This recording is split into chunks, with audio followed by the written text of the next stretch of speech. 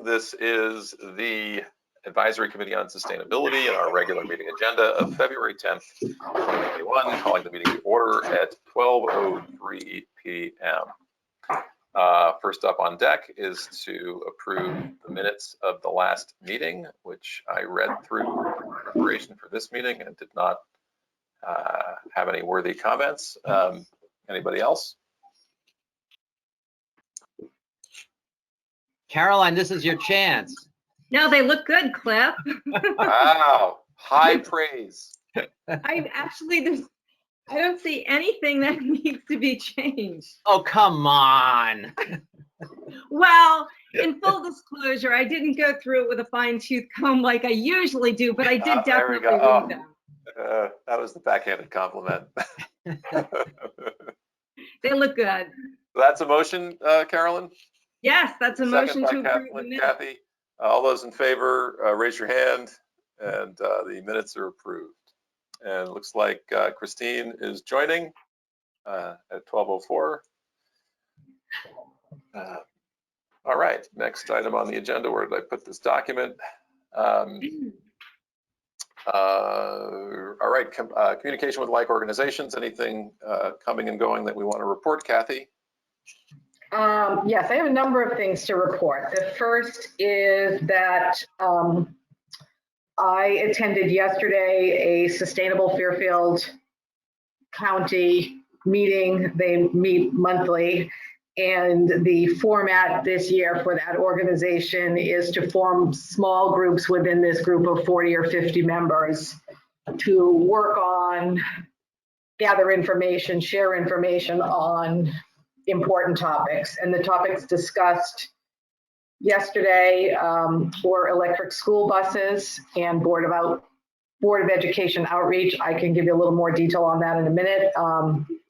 With that, there's an effort on municipal EV readiness and grant funding from the VW settlement. There was a long conversation on municipal composting in the different state that many communities are in and ways to work. Curbside compost was involved in this meeting yesterday, ways to escalate some of the things that Carolyn's been working on at the state level, ideas for creative ways to get people composting now as the systems are evolving. And I volunteered to work with that. If there's any ideas or things that come out of them, I'll report back to us. Will Haskell, who's a state representative in Wilton, is introducing a no idling bill through the Environment Committee. So there's some information, if any community, whether they wish to support the bill or just want some of the materials. They've got like bumper sticker magnets that say no idling. And then there was a long conversation about product stewardship and the project that Carolyn has been working on with the gas tanks and the propane tanks, tires and batteries. So in each case, there's significant interest in these topics throughout the county and different activities and places to share information that we might be able to use. I think some of the idling things might be interesting going forward, even in a public awareness campaign, if not in a legislative campaign. And at some point, Christine and I can probably just give you a little update on what we learned about where electronic school buses are and what's going on in the state of Connecticut with grants, DATCO, that bus company, DEEP, and another number of things. Yeah, do that under the BOE wish list. Yep. Okay, so that's pretty much, that's it. Any questions for Kathy on that? Anyone else with communication with like organizations? I have a few things. Carolyn? So with regard to this food scrap recycling program, I was asked to do a presentation to the Darien Nature Center Board of Directors the other night. So just to kind of, talk about our program. We also are talking about the possibility of setting up some kind of arrangement with the Nature Center where they can take pre-orders for kits, and then we haven't quite figured out all the details, but people would have to pay with a check payable to the town of Darien.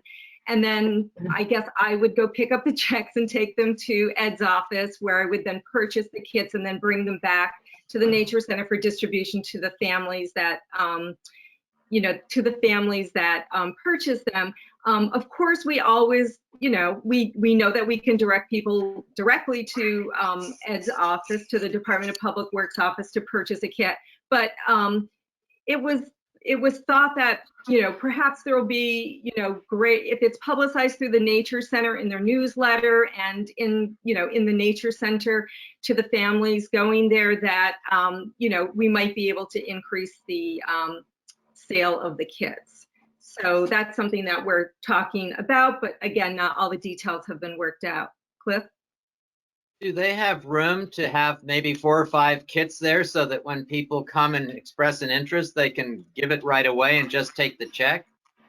Well, that's kind of like sort of the details that we're working out. We would have to, talk to Ed about that, just because, the kits, it's just basically trying to keep track of the inventory and the money. So that's something that we can think about, but we were thinking that this just might, like, bookkeeping wise, be a little bit more expedient. So Yeah, the kits are town property, and yeah, they're. I kind of guard them with my life. So I love the idea. Well, Ed, what do you think? I love the idea of having. I don't have them personally. Ed, I love the idea of having multiple organizations offering to sell them, but your guidance.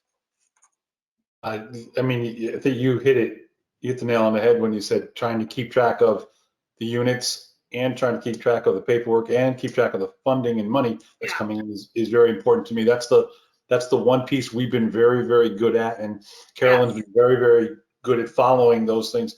I could see us trusting the Darien Nature Center. I have no problem with that piece. It's just making sure that, if we put 5 units over there, I give them a very simple form that they have to fill out. I would have to check with Jennifer to make sure she's okay finance-wise with them taking the money and bringing it to us. If I can keep it clean, I want to. But I understand the part of if we can branch out, we can maybe get it to more people. That's going to be important. I think that's. The library would be great too. Yeah. At least if you can't leave them there, and you'd have to have a system of checks and pickups. We could take turns making that run if need be, but at least, what about a display where there'd be a single set with materials that would at least show people what it was? I did bring them a display. I sort of cannibalized one of the kits that was broken, so we can't sell it. It had already been replaced by the distributor, so it's not counted as part of our inventory. It has a broken latch, but it's perfectly suitable to show as a display. So as of last week, they do have a display. All right, well, we'll leave you to work that out. Ed, whatever you can do to be flexible, I think the idea of involving trusted organizations that could increase participation in the program, I'd love to do it. All right, let me check out the side with Jennifer, and then we'll maybe have something like a form that they could fill out with a receipt at the bottom. We'll try to figure something out, but we have been tracking all the sales, so that's important to us too. If we know that they're getting a block of 5, and ultimately they're responsible for returning $125 to us, that's maybe they want to pay us in advance and keep the money. And then they can sell them. And just have the money made out to them, kind of thing. Yeah. Well, maybe the part of the deal that too. That's a possibility. If it's a relatively manageable amount, the amount for 5 kits, $125. They may be willing to do that. So that's something we can explore. But it sounds like there's different things. For $50 a piece and use it as a fundraising campaign. And maybe what they have to do is take a photograph with themselves with the kits, and we have an article in the newspaper that shows a town leader or great idea. Director. Yeah. All right. Any other? I'm just going to add. I'll throw out one more possibility. I would buy 2 kits myself, which they could have and sell, and every time they sell one, we replace it. Oh, so in other words, a donation, you're like making. I would just buy the 2 kits. I'd give them the 2 kits. Every time they sell it, we give them another one. It's just another idea. Yeah, no, that's great.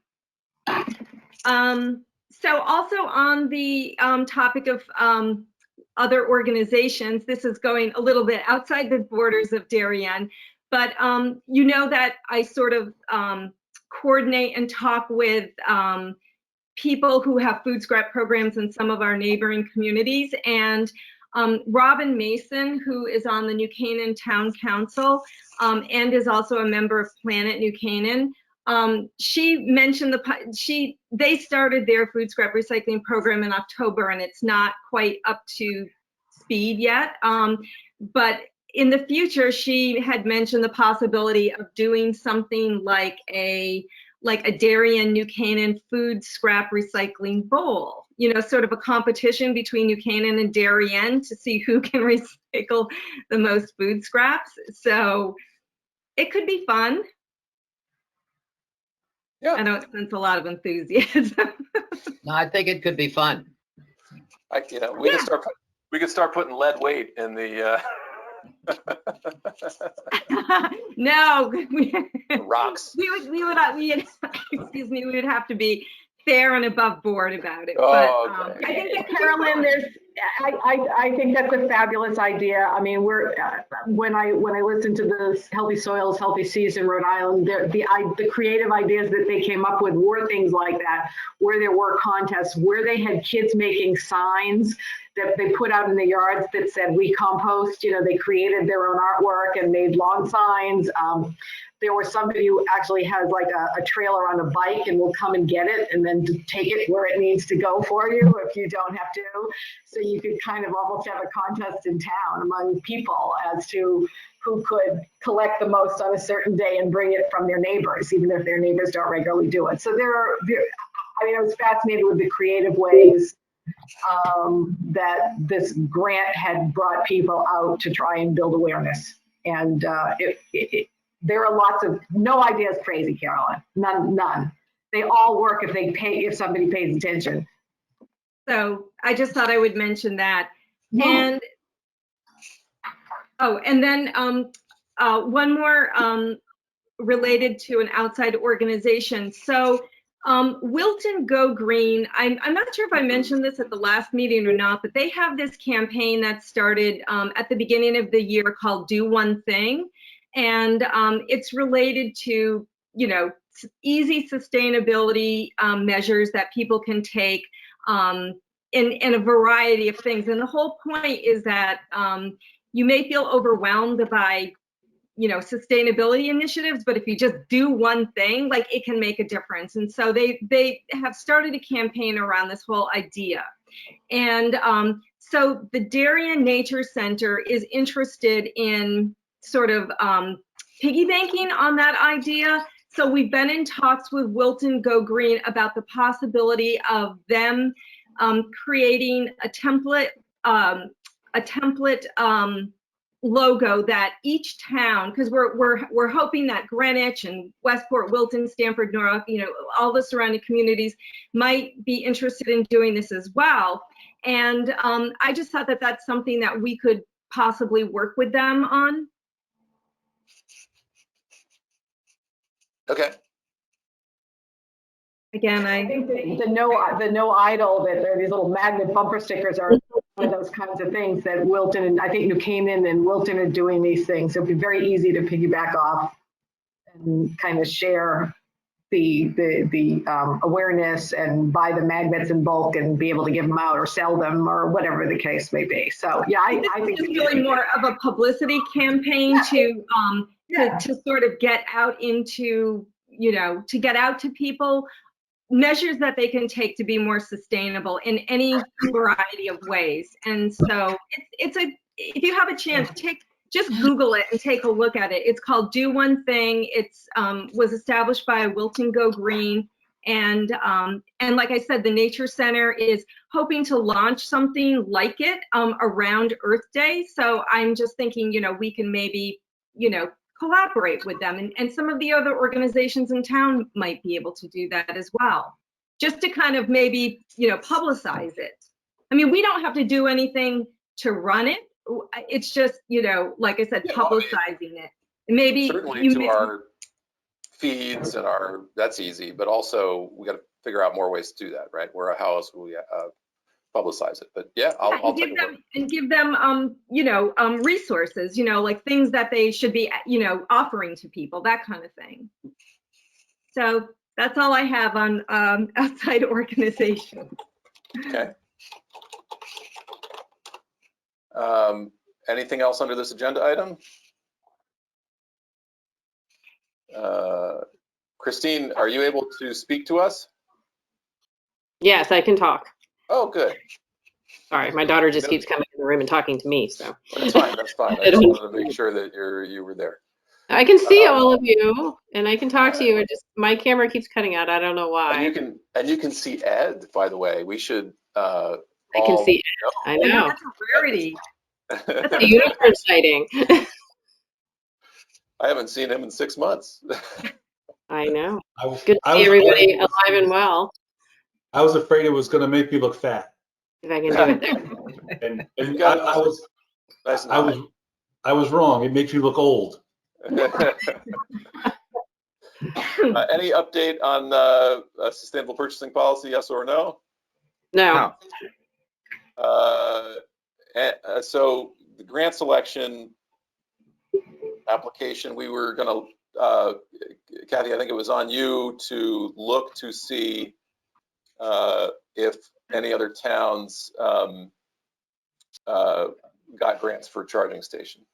And I got sidetracked by the grants for which some of the VW money can go in a lot of ways, and I got sidetracked by the grants for the buses. So my bad. Okay. So if you could look into the charging stations and get us an update, and we'll hear about the buses in a moment. Anything to report on the leaf blower public education campaign? Oh. Okay. I think one thing to note on the town website, there's a number of recycling-oriented documents that are stored on the Department of Public Works Recycling Center page.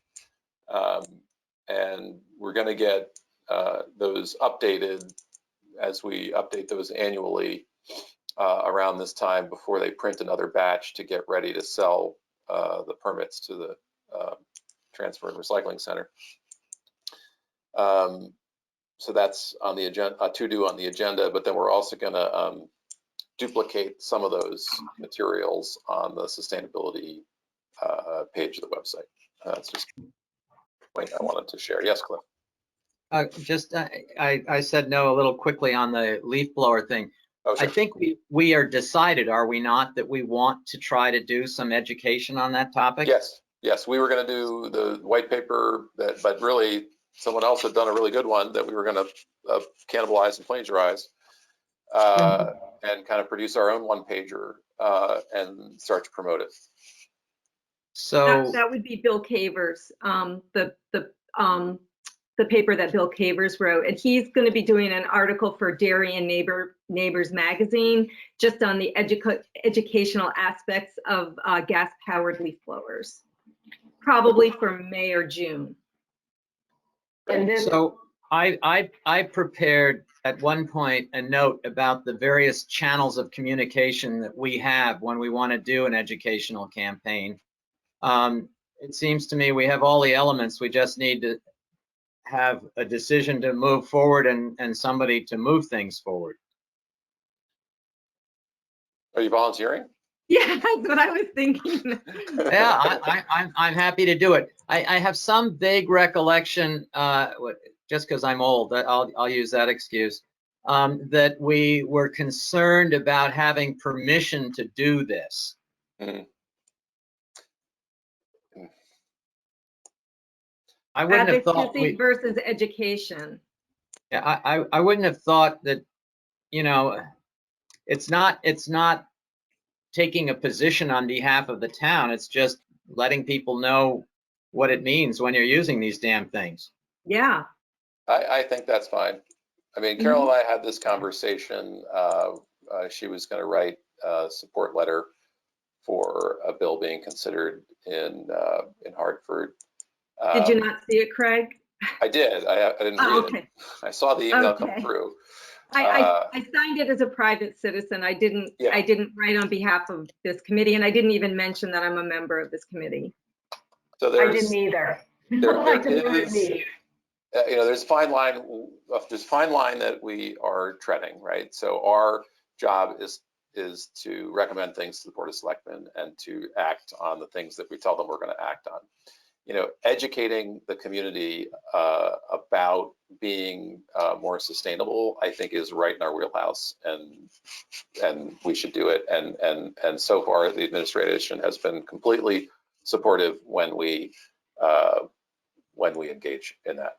I mean, we've done letters to the editors about things. We've got our Facebook page, which strays off of recycling. You know, I mean, and it's fine. You know, we you know, obviously, if we can't go to the point where we're endorsing a certain proposal or endorsing a certain activity, but in terms of providing information and providing people options, I think we can do that. It would seem this issue is not going to go away. I actually heard it discussed on a national radio program the other day. So the concern for gas powered leaf blowers and the carbon footprint and the health issues are real. So I think any way that we say, are you aware that, you know, of some of the, you know, the, I don't mean side effects, I can't think of a word, you know, the issues with this type of technology, you know, take care of yourself and your neighbors is, you know, alternatives might be X, Y, or Z is within a, you know, keeping it very just neutral. Factor. Yeah, I think we're within bounds to do a public education campaign. I will come back next month with a proposal, something specific to put out and how to and where to put it out. Great. Maybe if we can ever do anything in person, we can have like the Evo, the electric blowers, come and do like demonstrations to people at the library. We have one, and I have two actually. They're unbelievably powerful. Yeah, I got one. Yeah, and I was going to say, if you go to, you know, if you go to the home improvement stores like Home Depot or Lowe's, and you look at the leaf blowers, they're almost entirely battery operated now for you know, consumers. It's really it's the landscaping companies that I think are this is most relevant to them. And the other thing I wanted to say, Craig, is with this, as well as, you know, the issue of the, you know, the propane canisters and all of that, like us advocating versus, you know, just educating people. I mean, we are the advisory committee to the Board of Selectmen. So if through our research and our educational efforts, we think that the Board of Selectmen should take a position on something. Yes, I mean, that's when I go back to them and say, here are the things we recommend and why, to get them behind it in more of an endorsement fashion.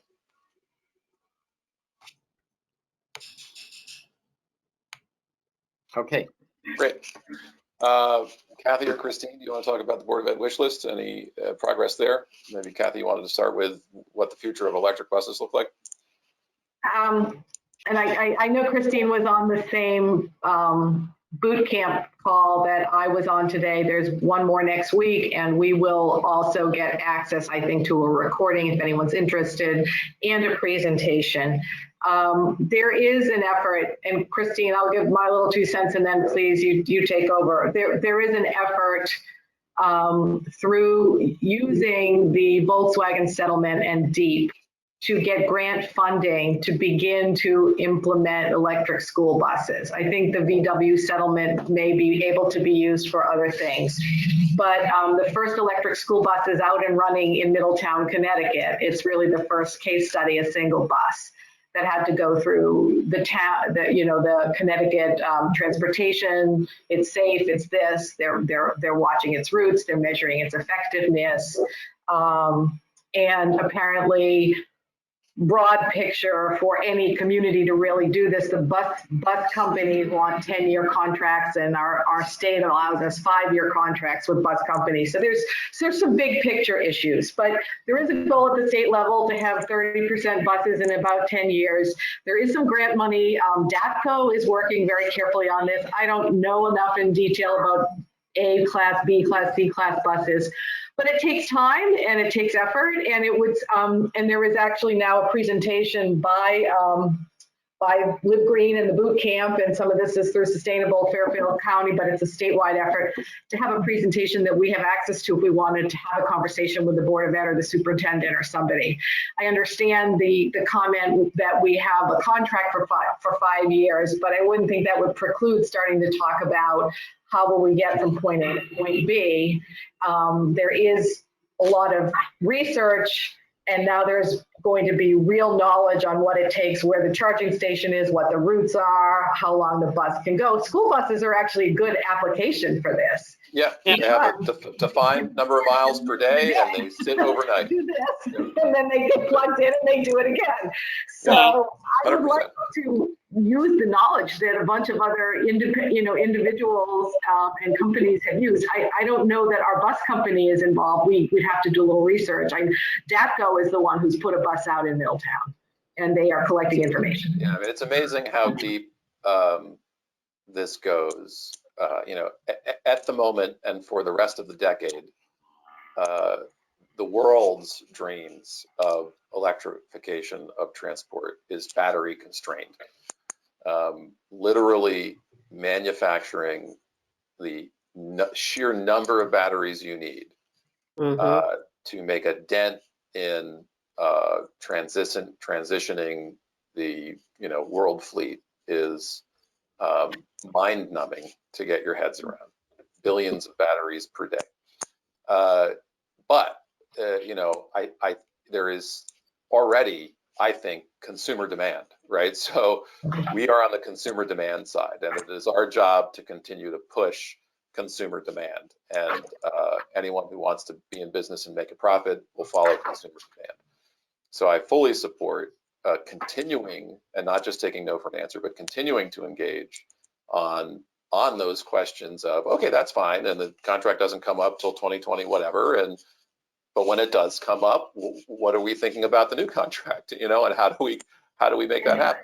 And in the meantime, it appears the bus companies and the battery companies and the 3 different today are looking for partners that will prototype a bus and use money that's available through the state of Connecticut. Get a bus and test it.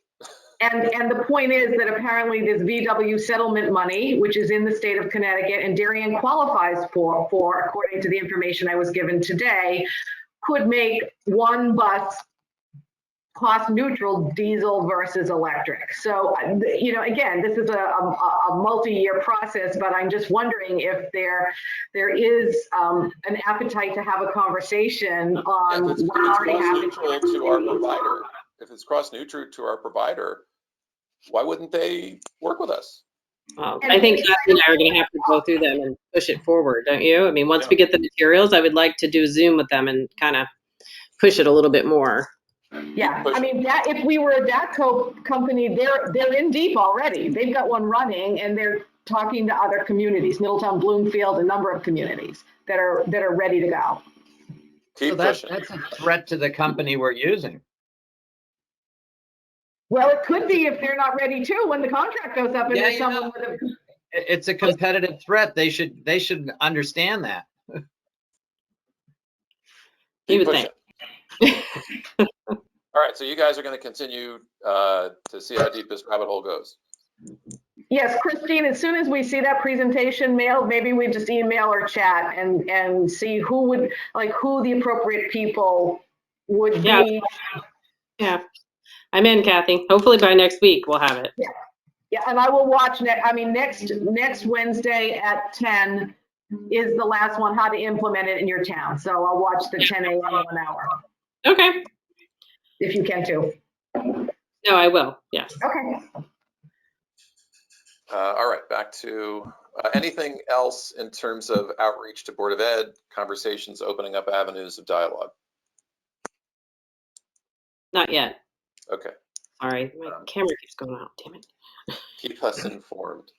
All right, on to section 5 on recycling. Carolyn and I visited with the Board of Selectmen this past Monday evening at their regularly scheduled meeting with 2 requests. The first request was to suggest that the town of Darien officially sign on to the Connecticut Coalition of Sustainable Materials Management, and the Board of Selectmen voted unanimously for the town of Darien to do that. So I guess I'll just touch base with Jamie and see if she needs anything else to officially make that happen. The second item, which is E, I'll just cover here since it happened in the same meeting. We made a official request that the town, or suggestion that the town help fund the product stewardship initiatives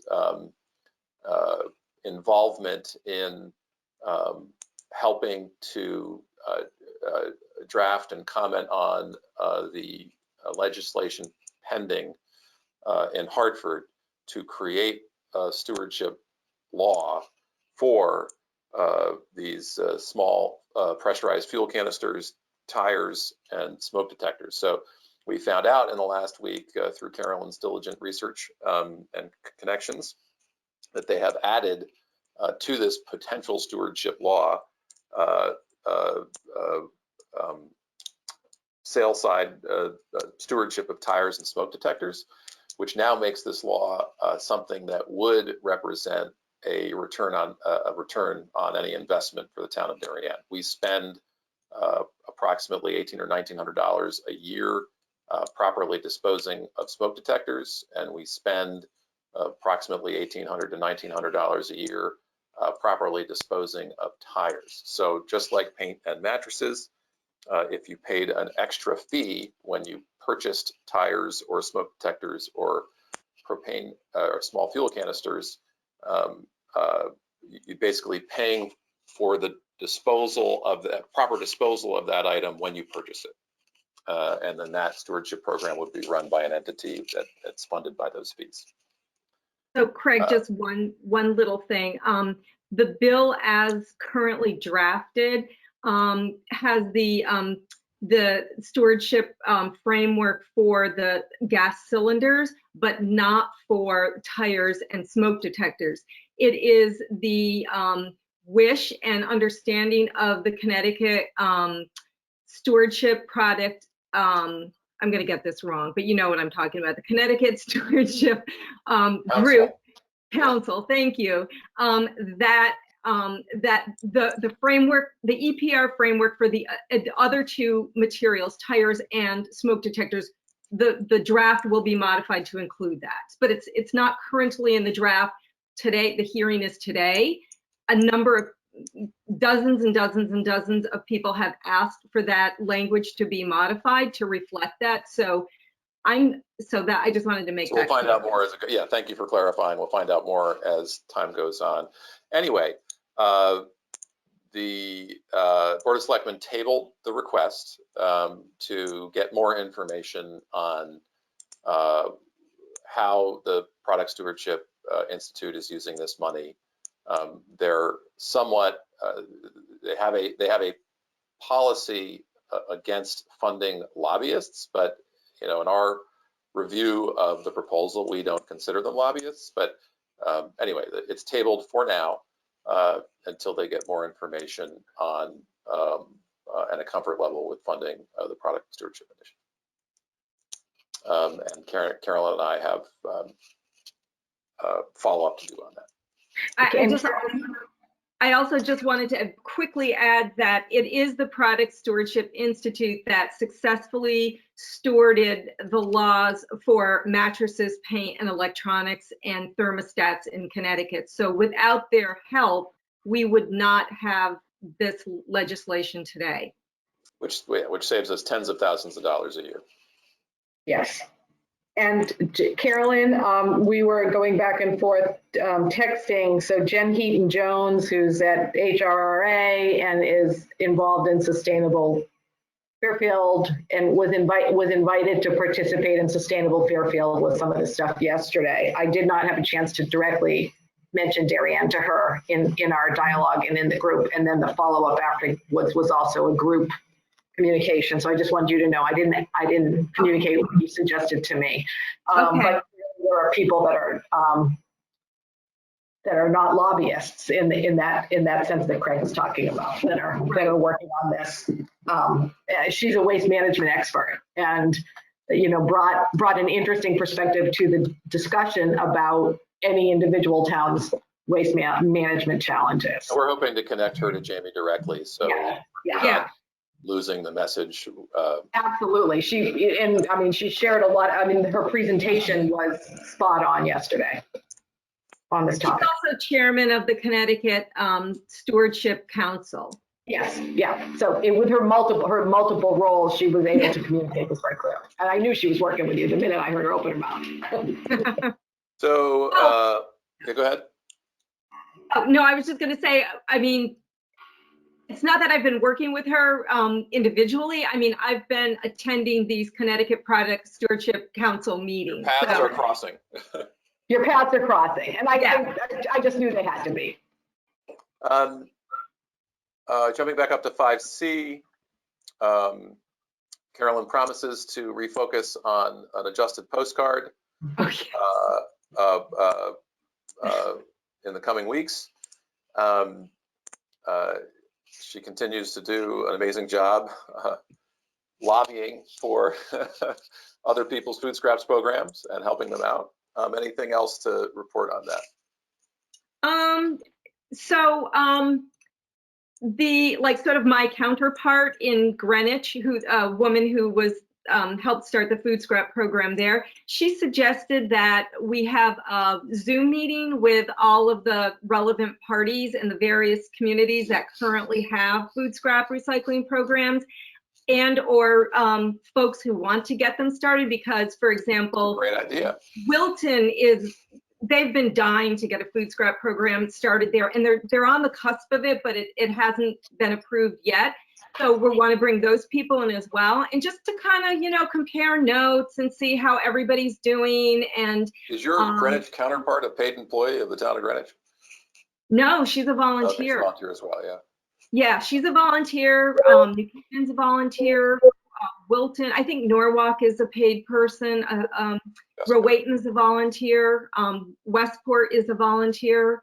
So we're mostly I think volunteers. that's a fantastic idea. So you have the half a dozen communities that have initiated and are successfully running programs, and then maybe you have a half a dozen communities that are super interested in doing it, and that's a fantastic idea. So just as an example, I was just going to say, just as an example, New Canaan is having a problem with contamination.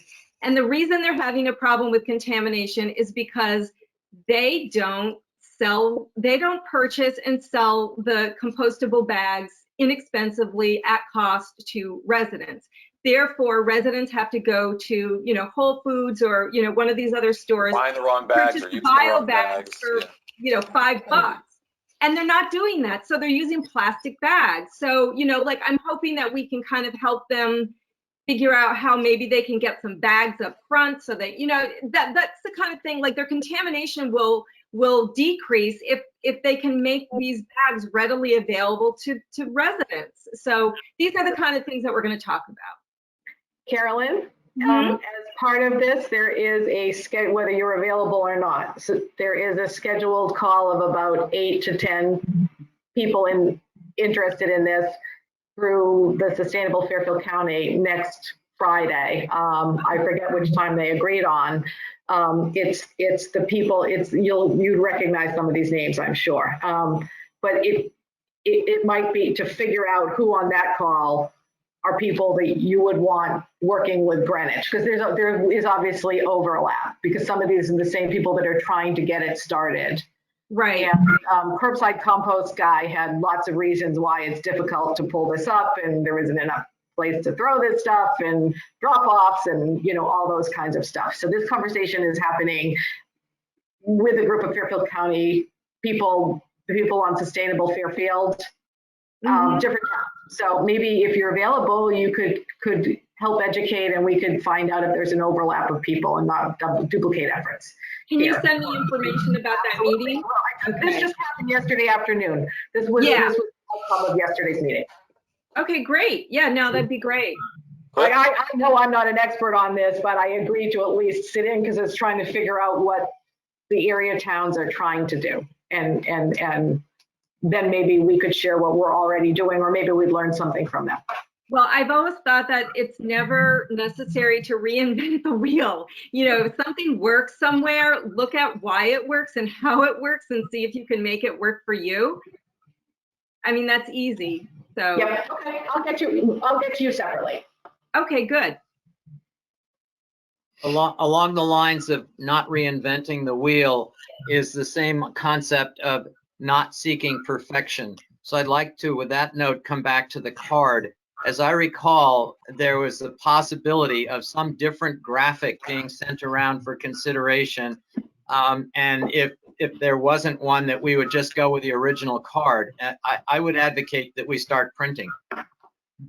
Okay, any other opinions? Want me to call it up, or just, I was going to try to do a picture. I mean, Kathy and Christine had sent me a photo that they thought would look good on the front of and I loved it too. It is a stock photo. It's not free for us to use. We would have to pay for it. So I was going to try to duplicate it, or something like it. I just haven't been able to do it yet, but I think I could do it relatively soon. I mean, I don't want to take another month to do this, but by the same token, I mean, I think it's important to get these cards done, but like, we wouldn't be handing them out right now at the recycling center because it's too cold. I would absolutely hand them out. Oh, you will? Okay. Absolutely. I would, every time I go to the dump, I would bring a pocket full with me and I'd give them out.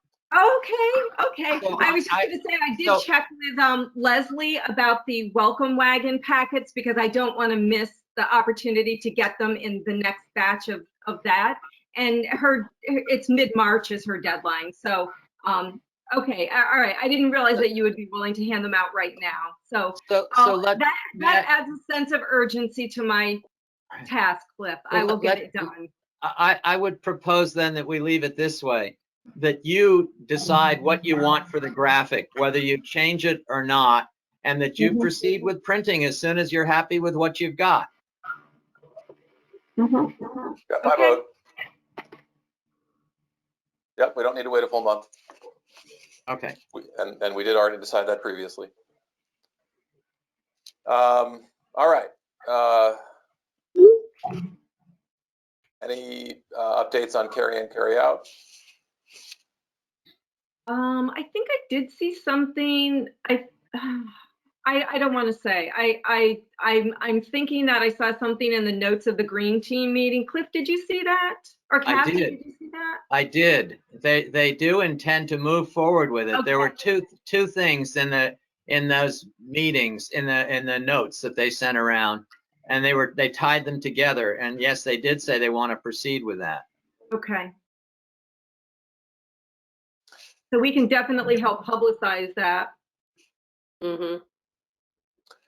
All right, item 6 on the agenda has to do with the swap shop. Our swap shop ambassador is not here today, but I will quickly ask Ed if there have been any particular concerns of note in the last 4 weeks. In particular, just snow events, keeping it closed. I guess we got a couple complaints on that. Not that we weren't ready by clearing the snow, but there weren't volunteers that came. And to be honest with you, I think it was way too darn cold to be out here trying to do it. So that may have been one of the other reasons too. But the other piece was, I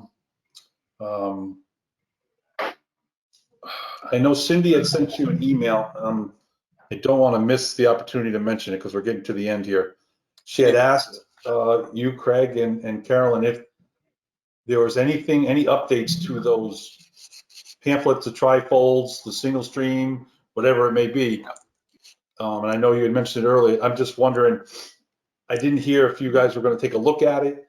Was it still We are okay? going to look at it and determine if there are any needed updates. I think, Carolyn, you reached out to City Carding to confirm. There's a few little changes, and I don't know if this is the right time or place to bring this up, but I was going to, you know, the list that we use is a little bit different than Recycle CT's What's In, What's Out list, and we all know the reason why, because our material goes to a state-of-the-art materials recovery facility where they're able to separate out at a much finer rate than some of the older material recovery facilities in the state. So there have always been a few things that we tell people are okay to put in single stream that perhaps people in other communities can't. That list is shrinking all the time, and it's not because the material recovery facility can't separate the items out. Plastic bags is a perfect example of that. There's no value in doing it. There's no market for it. So the issue is, do we want to just go with what do we want to piggy bank off of Recycle CT's What's In, What's Out list and just simplify things for ourselves? Or do we want to continue to tell people that they can put in those few extra items that can be separated out and may possibly be recycled, but only if the sorting facility can find a market for it, because they can separate them out, but they may just throw them away if they don't have a market for them. So what do you think? So I'll tell you, my thought is that each time we change what's in and what's out, it confuses people and causes problems. I would be inclined not to change it and let them, maybe the market will come back between the time we print it and, 6 months. So I think we should just leave it. Consistency. Yeah. But it's not consistent, because there's going to be a few things on the list as it's being updated now that were okay on last year's list that are no longer okay. An example is the lids that are on like the coffee cups that you get at Dunkin' Donuts, for example, those kind of lids on the disposable cups.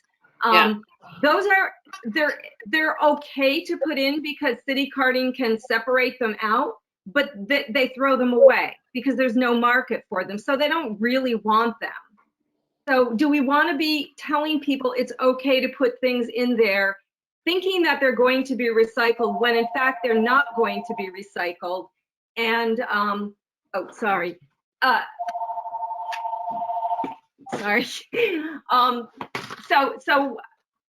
So the list is already going to be different. So should we just kind of come down to the lowest common denominator now and basically only give the materials recovery facility the materials it actually wants and can sell?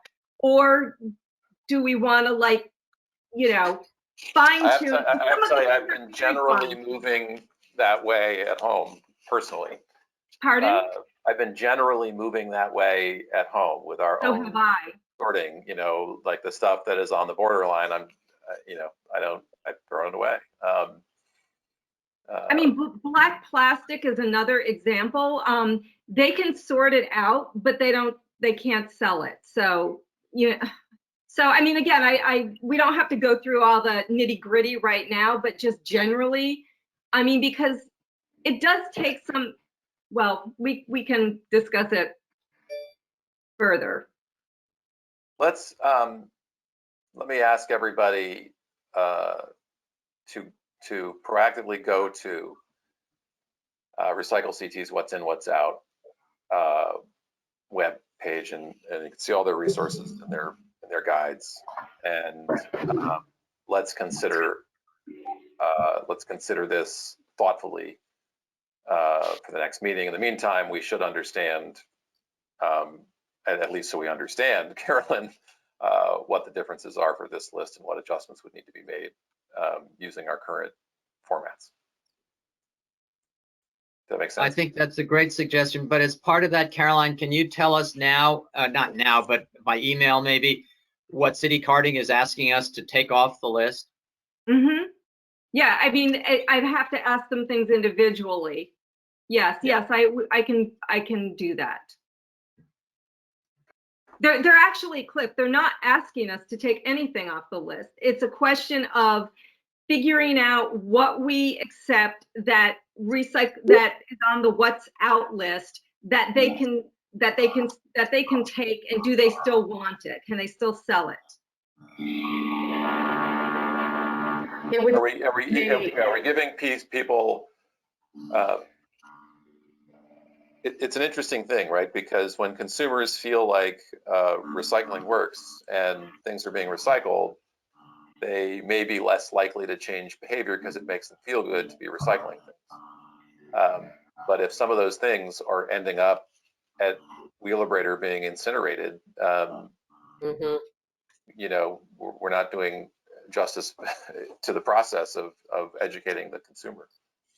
Craig, I was going to say, it would seem to me that we're giving people a false sense of security, and that why am I wasting my time, you know, separating, rinsing off, throwing in a separate bin, dragging to the dump, stuff that you're telling me is actually just going to get burned anyways. I mean, I'm just kind of thinking out loud when I say that. And I would think that our list should be the reasonable list of what really is being actually recycled. I don't think that our issue is, well, our provider can sort out. I think our issue is, what are we actually as a community able to recycle? And I prefer to work off of what we can recycle than what our provider can sort. It doesn't seem to me. That's a simple way to say it. I like the way you said that.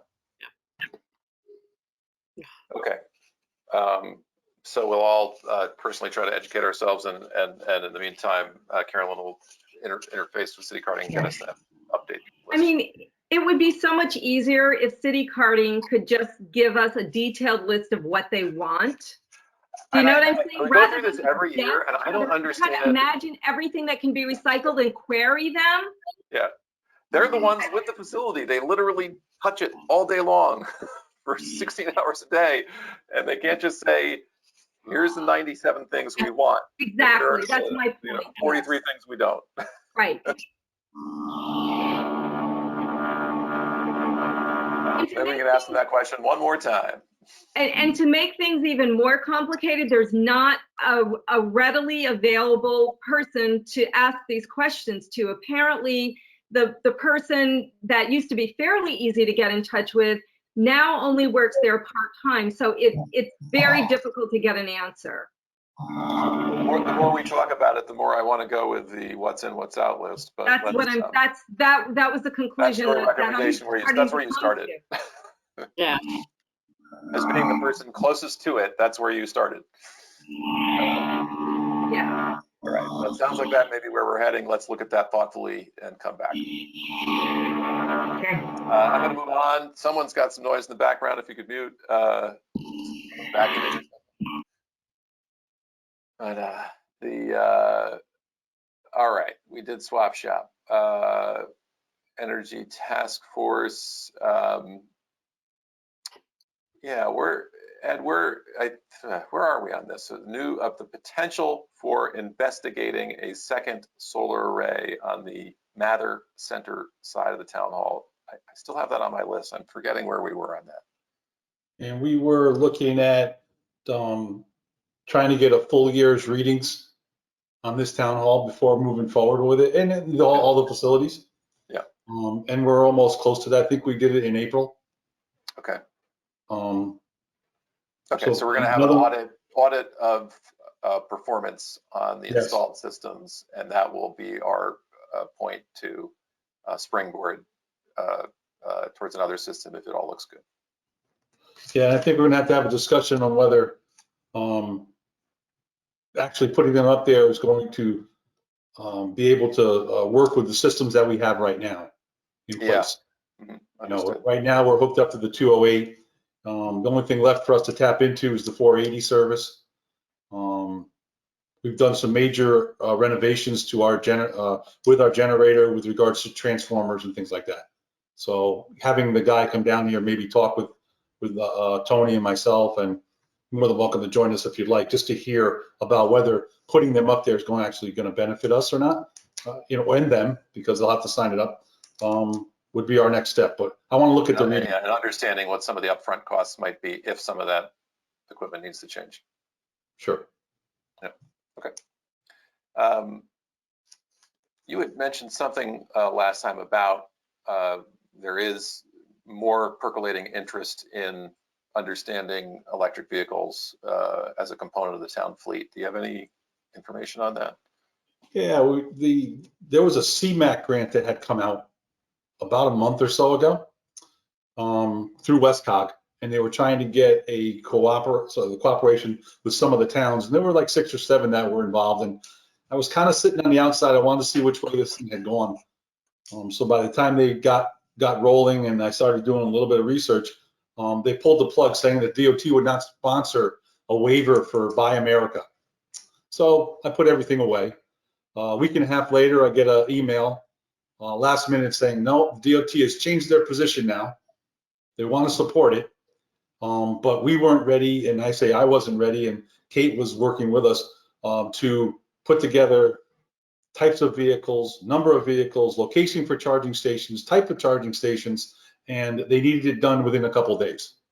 So I didn't have the opportunity to go after that. And to be honest with you, I didn't want to rush it and just throw stuff at it. So I did start doing my research now. I'm pulling stuff off the internet. There are some things that we need to pick before we can move ahead with a charging station on what type of vehicles we have and things like that. Coming up with a financial analysis on the vehicle itself with regards to maintenance, battery replacement, and having the knowledge of whether our mechanic or do we have to take it back to the car dealer to have it repaired. Those things are all going to play out. So I just started doing some of that within the last week or two. How much? Excuse me. I think some of the people that I was talking to today have some experience with this. And if I find out in another community who that would be, would you want me to throw that name at you? Other communities that were looking at their fleet separate from the buses? Yeah, no, absolutely. Absolutely. That's, trying to put together information from other towns is generally the best way to get started with these things. Okay. But I was able to find some information online with regards to starting municipals environments trying to set these up for themselves and questions they need to ask themselves before they start to move forward. Well, and the battery maker on this call earlier, Motive, that does the battery that goes in this bus, these companies, from what I could tell, they will do a lot of work looking at your fleet, your cars, and there was a chart today of the different levels of charging stations, from the cars to the really expensive. You have to have a big application to pay for that charging station. So to the degree that some of these other towns have looked into this, I will find out which communities or which manufacturers at some point provide. That would be helpful. How much interaction do you have with the police department on the maintenance and management of their fleet?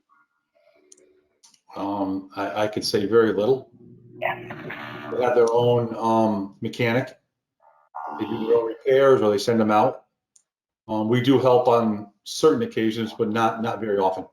Okay. Have they started talking about anything, relative to electric vehicles? Eventually, you got to see that being an opportunity for them to do that. Yeah, I think Westport got one. All right. Item number 8, marketing, outreach, and education. Do we have, last time there were volunteers to write articles for that Darien Neighbors magazine. Kathy, you're on tap next. I would like to, and I would like to, and I would do it with the help of my daughter. Just if you'll bear with me for a second, my proposal is that we take real lessons learned information from the Sailors for the Sea Green Boaters Guide, which has Sailors for the Sea, just by the way, has been around since 2004. They were founded by David Rockefeller Jr. in 2004, and they are combined with Oceania, which is a global water conservation organization in 2018, but they have a free Green Voters Guide, which has like 8 different sections. And clearly you couldn't, in a one-page article, write the whole thing. But they really look at voters and water recreational lists and provide lots of background, you dig down deeper, pollution prevention, carbon footprint, using eco-friendly products from cleaning to painting to sunscreens, being in wildlife habitat, whether it's anchor, fishing, boat maintenance, the kind of batteries, how you store your boats, what you do with the shrink wrap should be recycled. There's a huge problem apparently with that white shrink wrap, and in our community, there's a lot of people that do that. So my daughter is an ambassador or a skipper for this organization, has direct access to their directors and the Green Voting Guide, which anybody does. It's online, you can link to it. And I think we could write a really good, as you're planning for the summer, we could decide which area would be important and of these 8 would make sense and do a 500 word. And then people could link to it if they wanted to know more. Yeah. So I think it's about Carolyn connecting you with her contact. Carolyn connecting you with her contact. Kathy, did I introduce you to the content coordinator? No. I know I gave her your name and your email. She maybe hasn't reached out to you yet because the article is, more for July or August, but Yeah. I'll resend your information to her, and I'll copy you on it this time so that you can kind of discuss the concept with her. Because what she tries to do is she tries to sort of look at what the topics are and sort of, like make sure there aren't too many about this Absolutely. thing. But I like yours. I think that sounds like a great idea and something that's relevant to this community since there's so many voters here. Yes, and if you're doing it in the fall, you might be talking about winterizing because it's about your engines and the oil and the batteries and the shrink wrap. If you're doing it in the summer, it might be careful where you're anchoring and the wildlife habitat around here and so depending on what time of year you take, and it's all written. It would be very simple to pull something that was meaningful to our community. I will resend the email and copy you on it so that you can discuss it with her. Perfect. And I will link the organization. There are 2 skippers that are both from Darien originally. They're involved and understand this community and the people that use Long Island Sound. One of the things we promised to do this meeting was to schedule a time to start to familiarize ourselves with the current sustainable CT application format to start getting our heads around that process again. How does everybody feel about 2 weeks from now? Ooh, Carolyn got a big shake. Cliff, yes. Kathy, yes. Christine? Yes. Yes. Same You're not time? available? Be the 24th? That'd be February. 24th. February 24th. Mm-hmm. I think so. Yeah. What time? I would do maybe the same time. Noon? That work for? Sure. There are changes. I started to look, and it does map differently, and there is a lot to wrap your head around in there. So look, this is just a start, and we have to start choosing Exactly. things that we might go after. Are we going to have a Chad and the Kendra again this time? In the summer, we'll have support. They tend to hire interns in the summer. Okay. They're But also, this is not an application this year, no. right? This is like Right. Next There year. are also apparently some tutorials they put up, which I haven't looked at yet, but there are some like 5-minute tutorials, I think. So there are a few things to look at.